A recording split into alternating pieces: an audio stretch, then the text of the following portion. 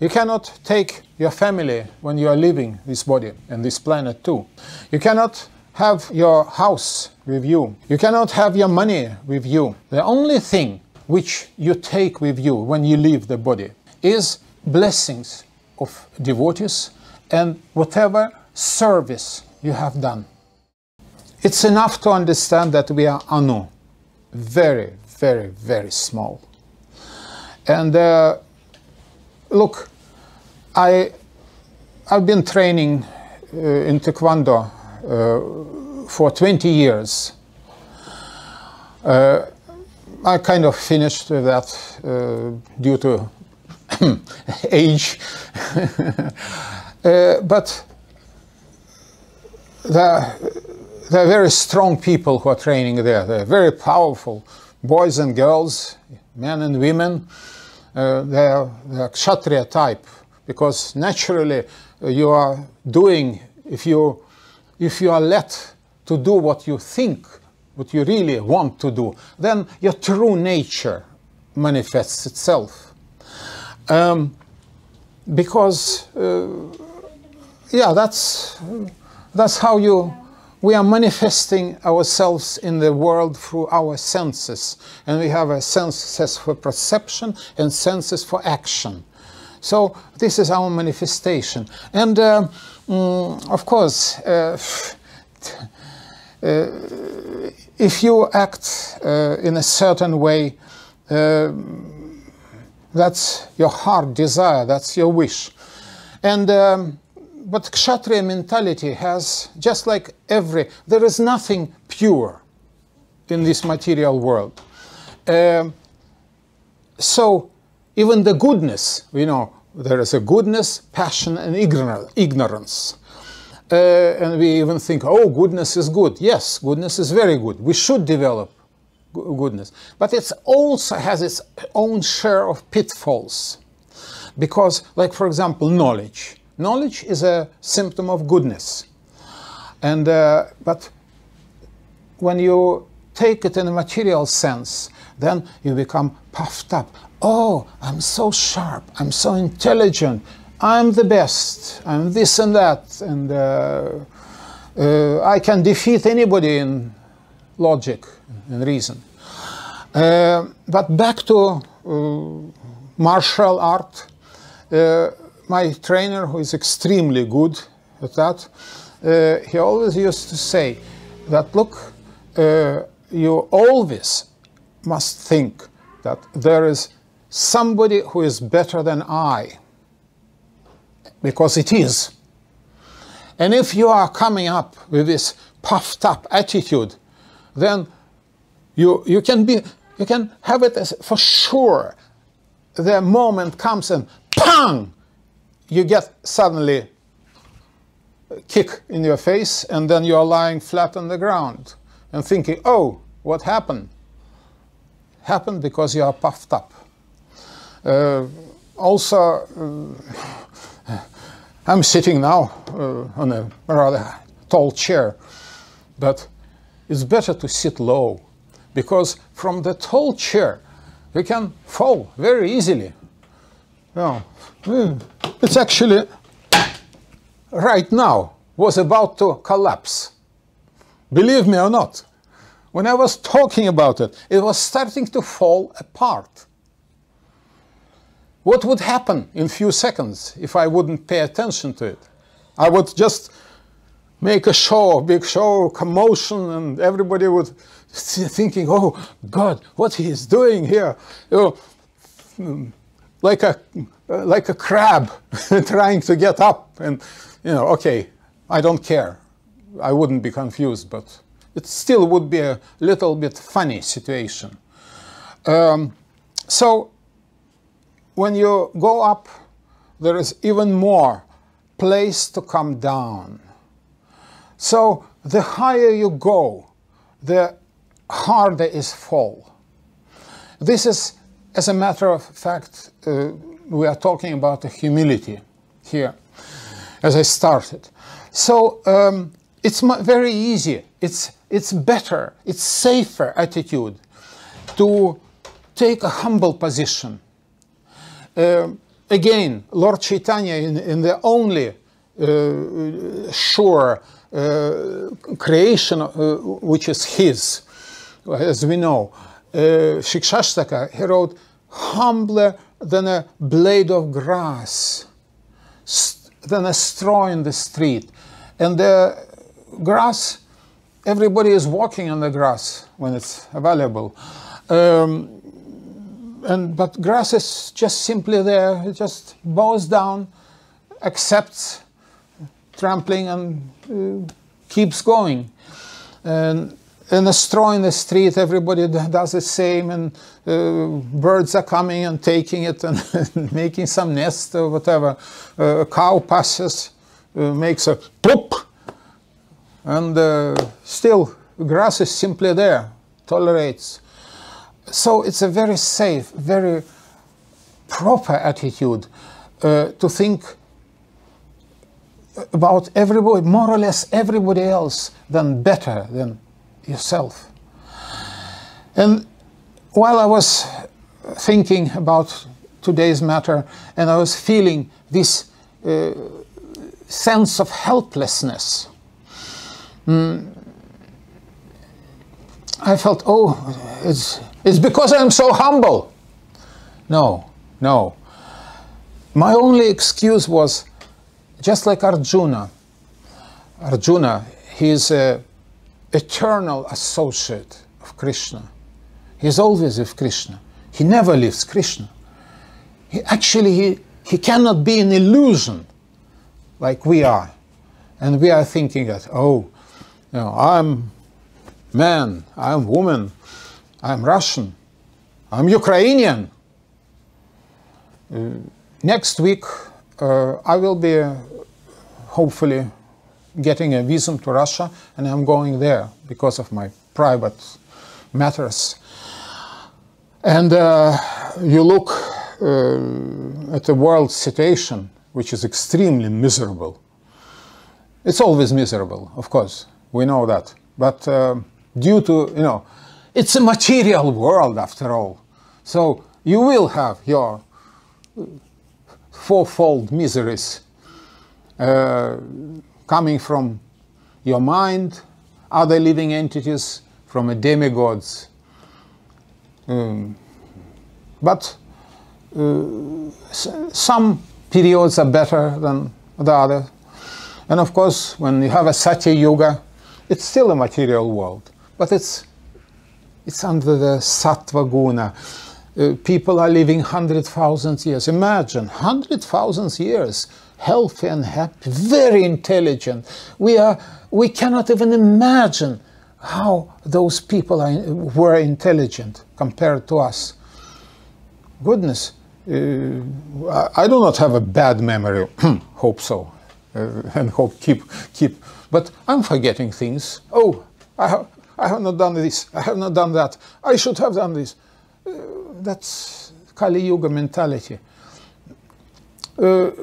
Sometimes archaeologists, they say that, oh, people in the old times, they were just wild people. They were just hunting animals and you know, banging each other with clubs and living in the caves.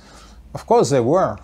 Just like we have, even at the present day and age, in India, on the very, very south of India, in the Indian Ocean, there is a chain of islands, Andaman Islands. And it's totally protected by Indian government, which is very wise. Nobody is allowed to go there, explicitly. And there are people living there, living that, at that very moment we are sitting here, they are living the original, authentic, primitive life.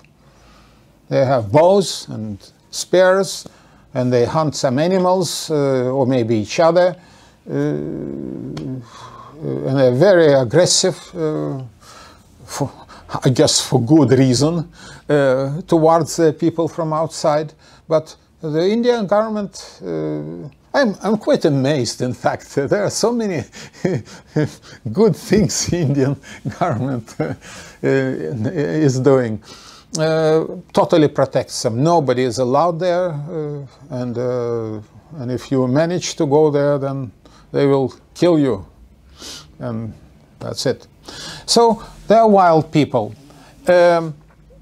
So archaeologists are saying that in the older times, people were all like that, which is nothing farther from the truth.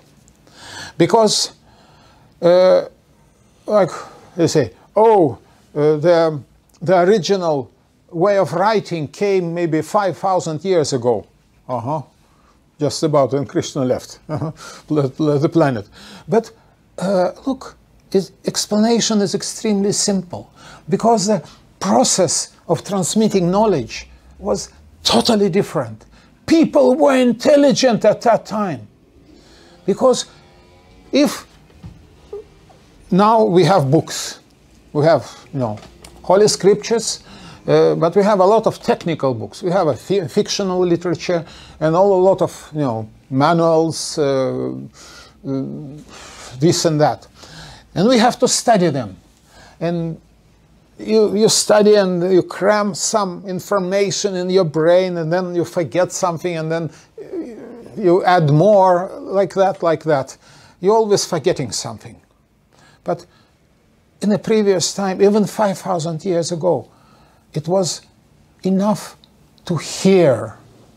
You were not going to universities then. You're going to Gurukula.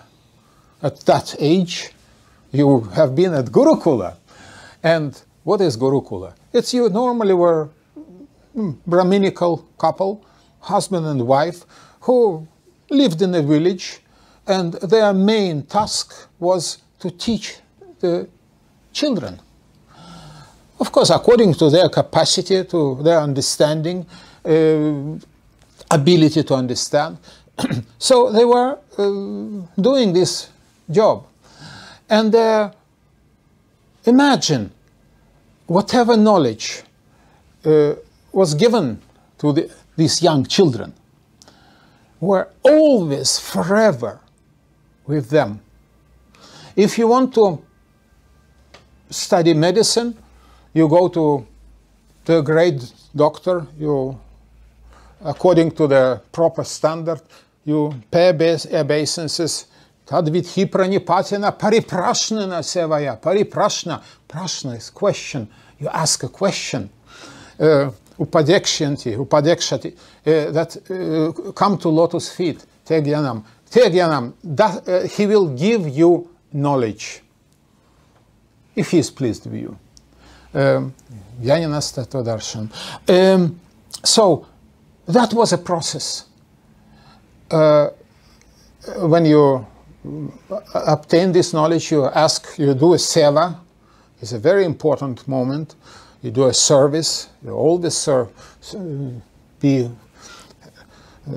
thankful to your preceptor, spiritual as well as material. And then at a certain point he will let you off and practice on your own the art which was taught.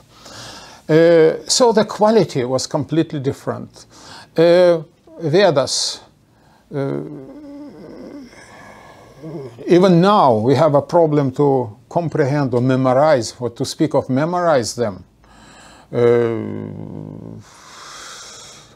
Previously, the Brahminical disciples came to their preceptors, studied them, and they become Trivedi, studied first three Vedas, then Chaturvedi, 4 Vedas, and then they were considered to be fit enough. But back to the material world, back to the humility. As I said, it's good to keep a low stance, a low position. And we see, even in our tradition, in our sampradaya, there are many absolutely fantastically elevated people who are extremely, but extremely humble.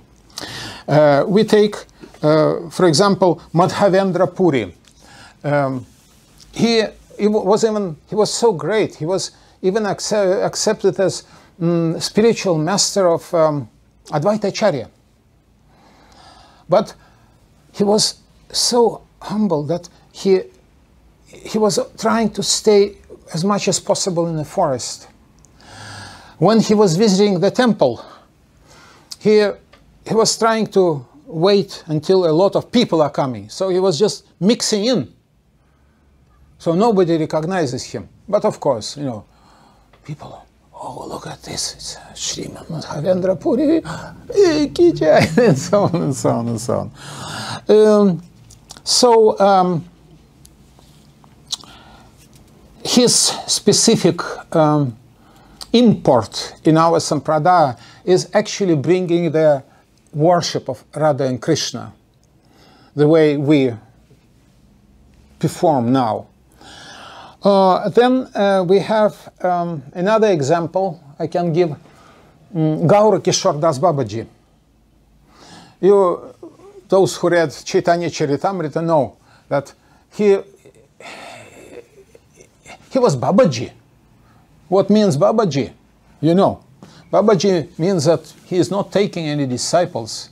He's just doing his own worship. He is taking care of his spiritual advancement. And well, although he was a Babaji, you know, also he had one disciple, only one. Bhaktisiddhanta Saraswati Thakur.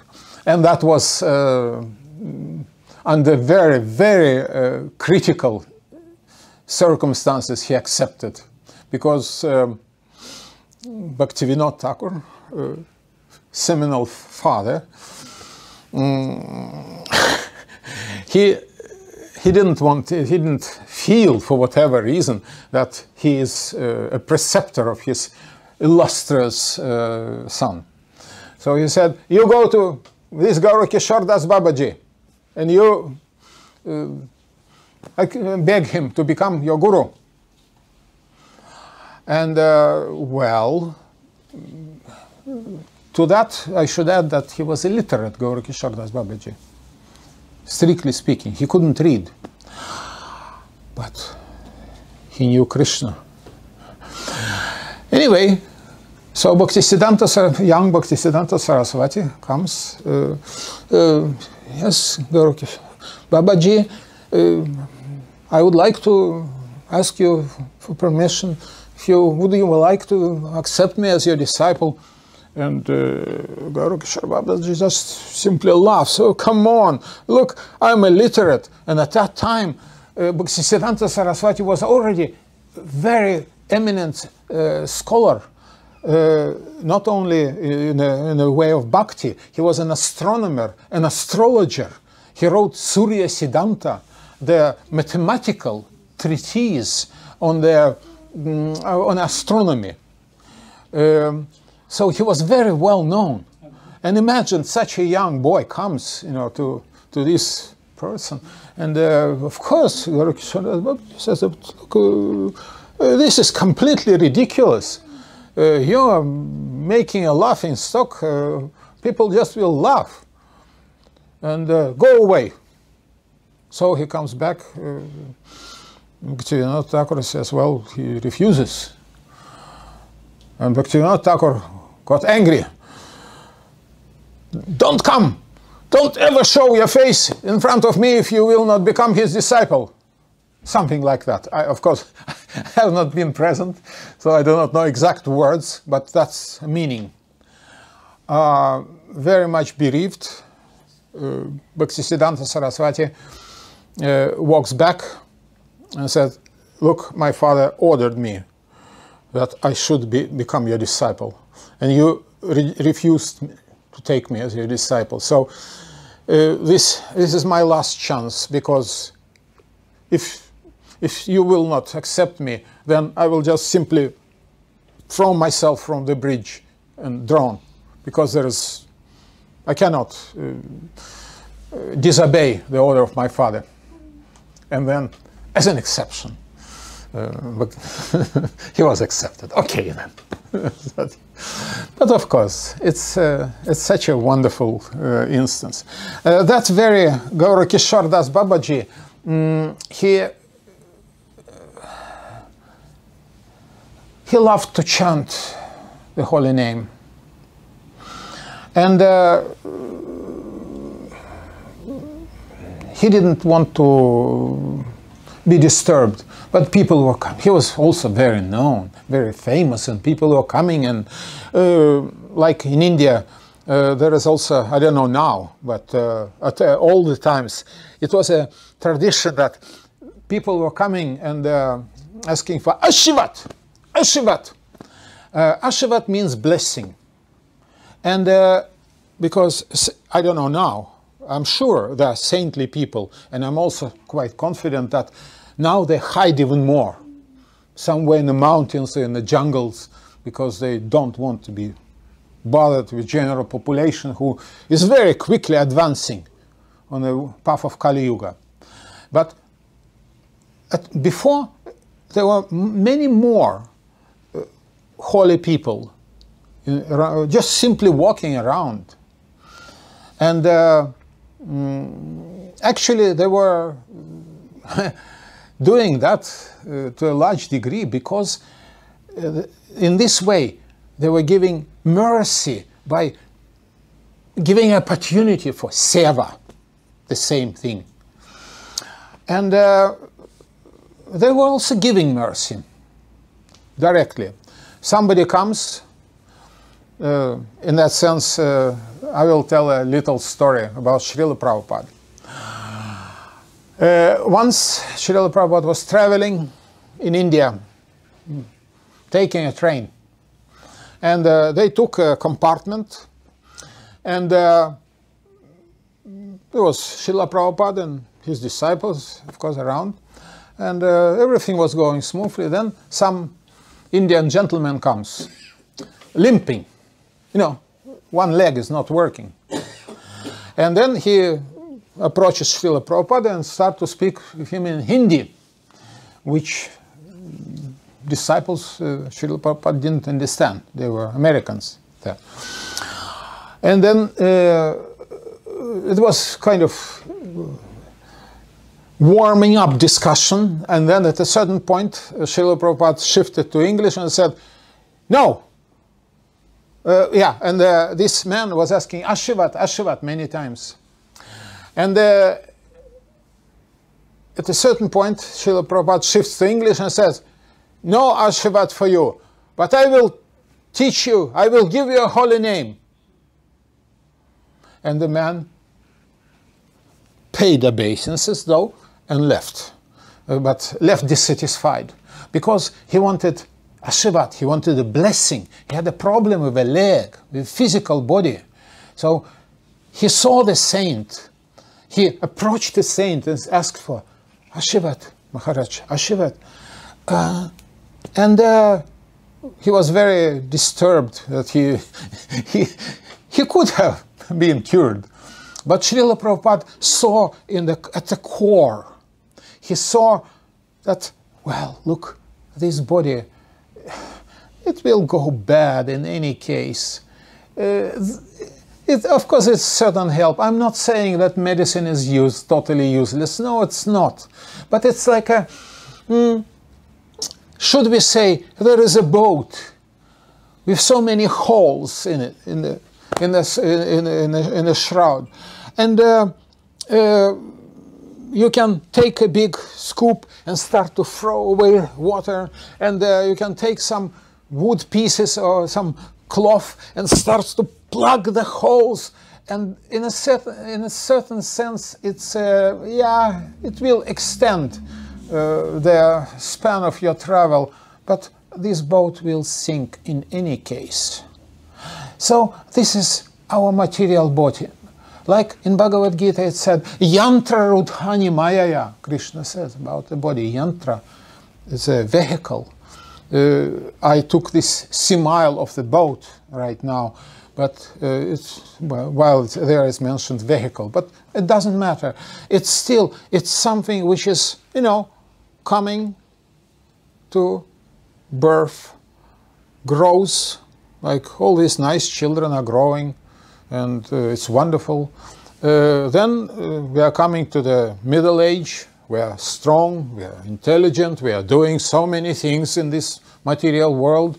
Then we are getting a little older, and some funny spots come on the skin, and muscles are not as good as strong, reaction is not as good as strong, and then at best you become old, completely gray hair, or you lose your hair, your teeth, and of course nowadays you can screw some, you know, artificial teeth in, and that works a little bit, but that's again the plugging the holes, and then everything starts to break.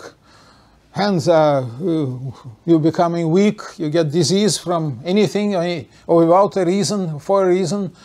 And then, of course, you know, one day, that's it. It's a lump of flesh and nothing more. And yeah, anyway, and the happy hairs at best will burn the lump of flesh. At worst, they will bury you, what is left of you. So, yeah, that's very optimistic, isn't it? This is because you think that you are this body. This is a main problem of the present day and age. I, it's me, I am who I am. Of course I am this body. Oh, my house, my wife, my everything, my car. You will have an accident, somebody has an accident, a car, you know, scratched somebody else's car. Oh, you hit me! Come on, you hit the car, a vehicle, which mostly can be repaired even. Body also can be repaired, but so you see the power of material world. Mahamaya is working. She's so powerful. She has two hands. And with one hand, she is covering your eyes. Because when you see, you understand, oh, here is a door, here's, you know, a window, I can walk around. You are in some sort of a control. So first she blinds you. And then with the other hand, she pushes you.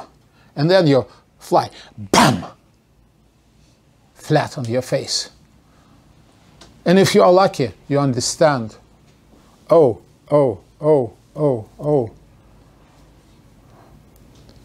Yeah, we all will die. That's optimistic. And I don't know if it's good or bad. Some will die in old age, but not everybody. I had a relationship, 12 or 13 years. A very nice lady. We were a little bit slowly moving towards each other, and finally we made a decision that she will come to Sweden. She lived in the Netherlands. So you saw her once. And then just I was asked to give a lecture, and we were on Skype, and she was kind of, that was like 4 months before we planned for moving together, we found time, we arranged for the moving company, we reserved the money for moving, and then that Sunday, she had a big library, so she said, oh, I don't want all the books because I mean, like everybody who is having a good library, you have some good books, very good books, some books which are okay, and some books which you just have them. So she said, no, I want to sort through my library, and but she didn't feel good. She didn't feel well. She was kind of clinging to me. Oh, don't switch Skype off. I normally don't like it because I think I want to concentrate. I wanted to read and make notes, and she was just, okay. So I was just lying on bed and put all the books around and making notes, and oh, it's 2:30. I said, sorry, now I have to go, and we said goodbye to each other. I'm coming back from the program 6:30, say 6:30, and there she sits there in front of the computer and just completely out of touch with reality. I'm starting to scream, Christina, Christina. No contact. She doesn't hear me. She doesn't see me. And then finally, Christina, do you hear me? And then the consciousness comes back for a second, and she answered yes. And then she fell on his side. She was 60 years old and 2 months. Exactly on her birthday, she left the body. So, I mean, nice, strong lady. She was very much into the training, into physical activity. She was so full of wit, very intelligent, very much concerning about the physical health. She was training. Whenever I was coming to the Netherlands, she was always arranging for me to train at her gym for a discounted price. And she was loved by most everybody. And yeah, just like that, pam.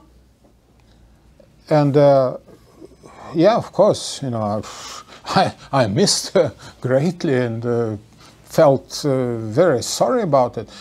But looking on the other hand, she got prasadam.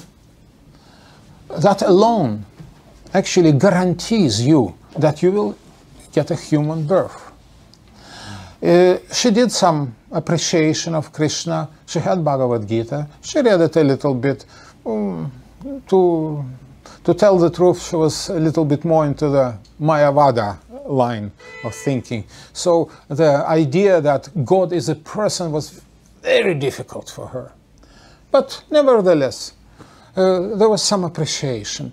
And so, yes, it's a sorrow fact, but in a sense it's a blessing, because you all know, you go to the hospital and you see so many people are in different stages of disarray. This falls apart, that falls apart, and oh, this misery, that misery. And people can live, still be alive, and they're slowly dying through great troubles. So, in a certain sense, yeah, it's better to go like that. But anyhow, so this is a point. This is a point when we associate our ego, our personality with material body. That's what happens. Because body dies, then, oh, I will not be there. Oh, not in this body, definitely. So, the right attitude, what can we do? Yes, yeah, everybody should take care of their body. You should eat good.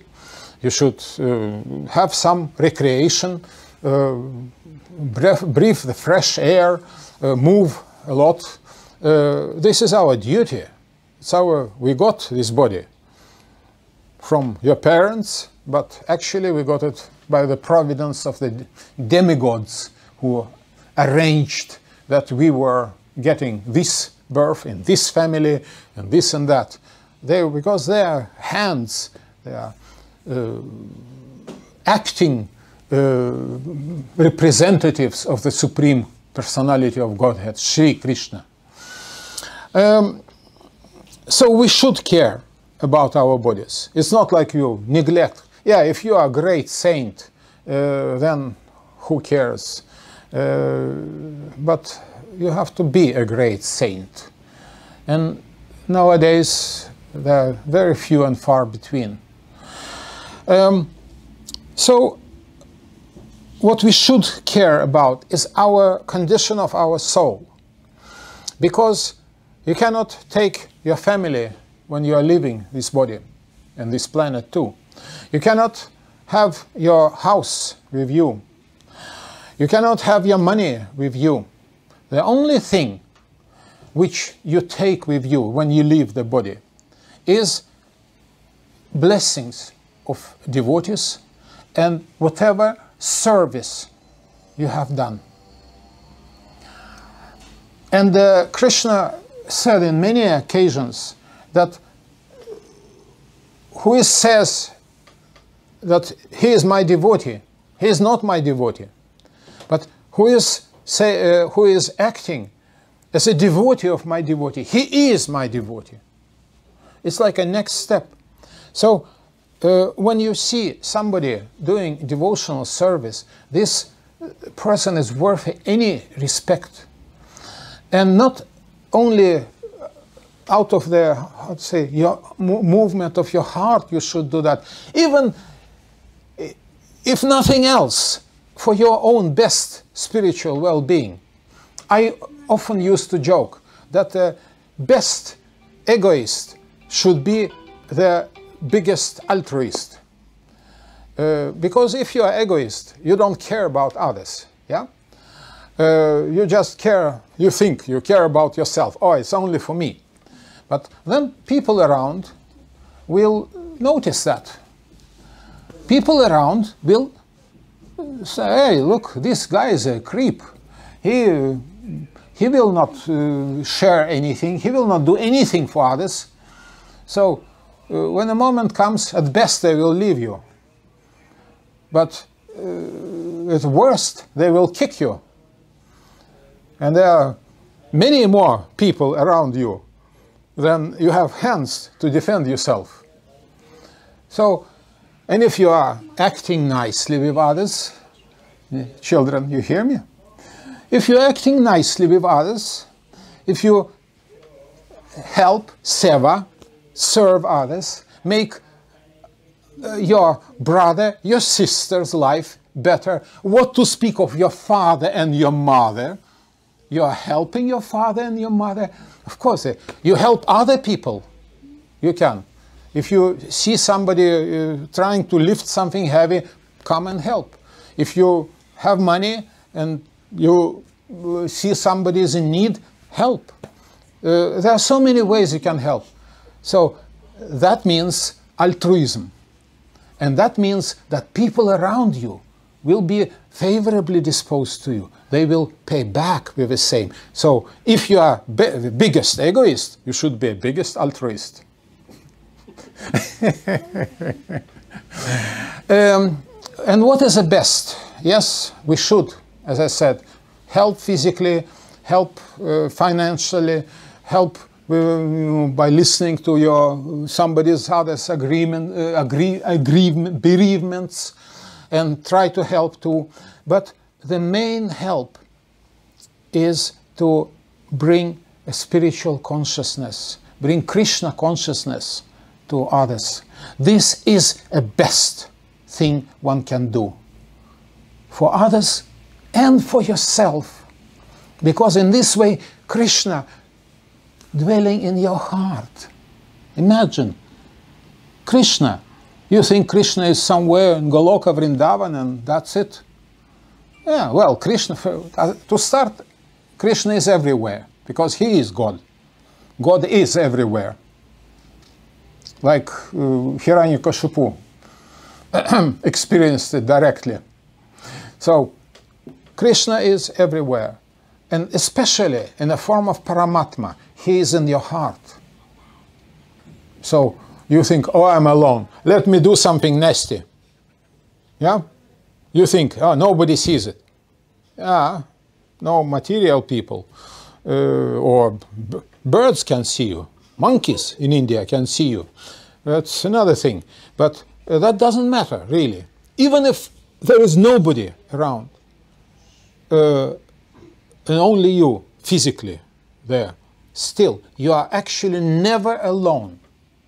Never alone.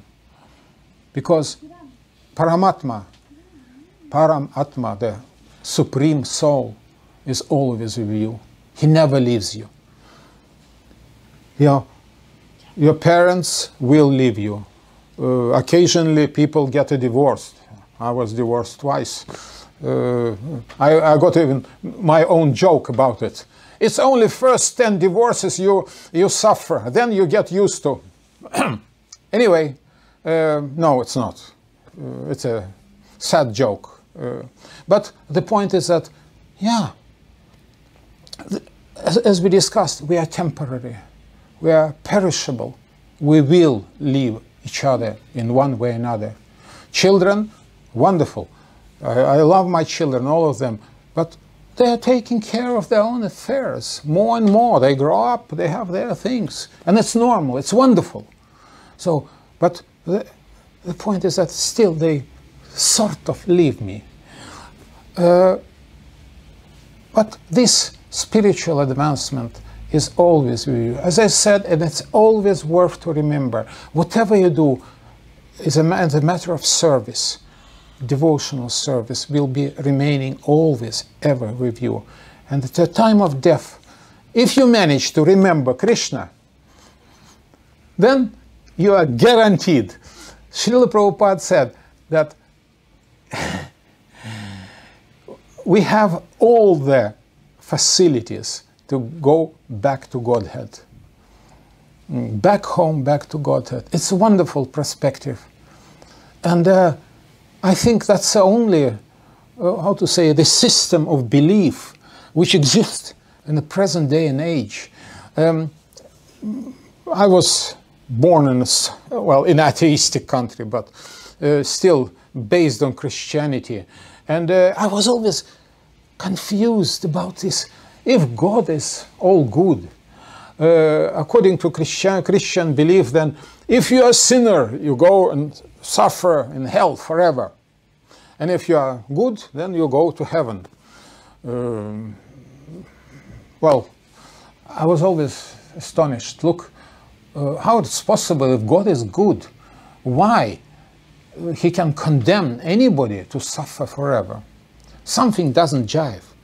And in that regard, the Krishna consciousness is so wonderful. Vedic knowledge is so wonderful because even if you are greatest fool, you might lose this human form of life and go through all this 8,400,000 different forms of living entities. Still, by the will of samsara, you will be brought back to a human form, sooner or later. If you took prasadam once, it's already a guarantee that you will be born as a human. Just that is wonderful. That's why prasadam distribution is important. But even better than prasadam distribution is a book distribution, because then you have instructions, spiritual instructions, which can turn your life upside down. And it maybe sound negative. No, it's positive. Because the material world, its material world is upside down. There is a verse, Urtva Mulam Anthashakam. Urtva, up, Mulam, root. With a root upwards. So material world is a perverted reflection. So when spiritual knowledge will turn you, you will finally obtain your true position, your true standing, even in this world. Because actually, for a devotee, true devotee, doesn't matter if he is here, if he is there, he is continuing with seva, continuing with service. So let us have this attitude now and for all our days to come. which I hope will be many, healthy and happy, which I wish to everybody. Hare Krishna.